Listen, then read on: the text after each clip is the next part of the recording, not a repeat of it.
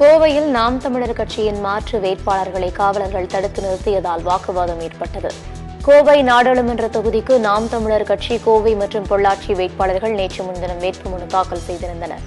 இந்நிலையில் இன்று நாம் தமிழர் கட்சியின் மாற்று வேட்பாளர்கள் 2 பேர் தங்களது வேட்புமனுவை தாக்கல் செய்ய மாவட்ட ஆட்சியர் அலுவலகத்திற்கு சென்றனர். ஒரு வேட்பாளருடன் 5 பேர் உள்ளே செல்ல அனுமதி உள்ள நிலையில் 3 பேர் மட்டும் உள்ளே செல்ல காவலர்கள் அனுமதித்ததாகவும் வேட்புமனு தாக்கல் செய்ய தேவையான ஆவணங்களை கொண்டு சென்று தங்களை தடுத்து நிறுத்தியதாக கூறி அக்கட்சியினர் காவலர்களுடன் வாக்குவாதத்தில் ஈடுபட்டனர்.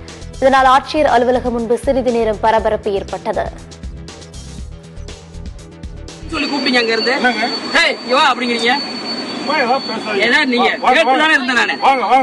என்ன அப்படி ஒரு கட்சிக்கு ஒரு மரியாதை இன்னொரு கட்சிக்கு ஒரு மரியாதை பிஜேபி பேசுங்க பாப்பா யார் தேவையெல்லாம் பேசுறாங்க வாங்கி கூப்பிட்டு யாரு நீங்க தானே கூப்பிட்டீங்க என்ன அப்படி கூப்பிடுறீங்க இதே பிஜேபி பேசுவீங்களா இல்ல வருவாங்க பேசுவாங்களா உங்களுக்கு நாம இலக்காரமா போச்சு வா அப்படிங்கிறீங்க நான் ஏன் சார் உங்களுக்கு சொல்ல போறேன்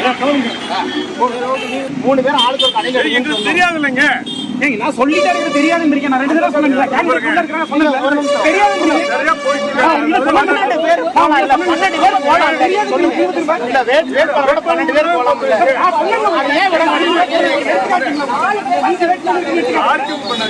ஆர்குமென்ட் இல்ல நான் உண்மையை சொல்றேன்.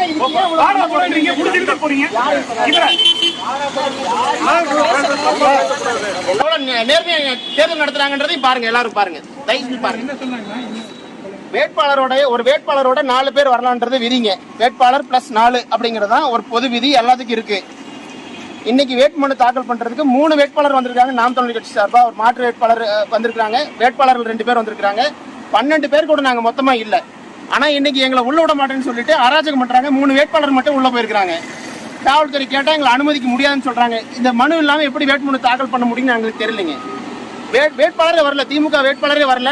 ஆனா இன்னைக்கு பாத்தீங்கன்னா கரைவேட்டி கட்டிட்டாங்க. கிட்டத்தட்ட ஒரு 10 பேருக்கு மேல நிக்கிறாங்க. திமுகவினுடைய வழக்கறிஞர் அணியை சேர்ந்த ஒரு 10 பேர் நிக்கிறாங்க. அவங்கள மட்டும் எப்படி உள்ள விட்டாங்கன்றத தேர்தல் ஆணையமும்